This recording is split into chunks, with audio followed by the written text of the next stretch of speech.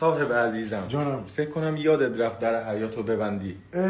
میخوای من برات ببندم؟ مرسی لوکا مرسی، واقعا یادم اصلا حواسم نبود. در ببند بیا، برو در من ببند برات این بیا. کارو میکنم. فرار نکنی ها، چی؟ فرار نکنی یه وقت. تو من اینجوری شناختی الان؟ نه اینجوری که نشد، شوخی میکردم. فرار میکن. گریه نکن، گریه نکن، شوخی بود. بابا با سگم این شوخی کنم. با دست در نکنه، دست در نکنه. گریه چرا میکنه؟ اینجا بهش غذا بدم، بگی غذا بدم. غذا کی میخوره؟ ای بابا در رو نبستم. تامی من. سلام تامی، سمت در نرو مامان. یه ظرف بزرگ واسه تامی غذا گذاشتم ها. جاشم عوض کردم، پدشم عوض کردم. بیا تامی، من سمت در.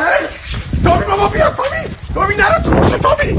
تامی پسر چیه ای تامی بکش بیرون از ما دیگه. بیا پایین پسر دیگه. دیگه خسته شدم، میخوام از این خونه برم، میخوام این جای دیگه زندگی کنم. چی خسته شدی پسر؟ آبت کمه، جود بده. من که همیشه پدتو عوض میکنم پسر. دیگه تکراری شد دیگه، ما برم بیرون ببینم چه خبره. برم بیرون چی؟ میخوام خونه عوض کنم واسه تامی؟ یه ویلو سخت‌تر واسش بخرم به پرداخت سخت.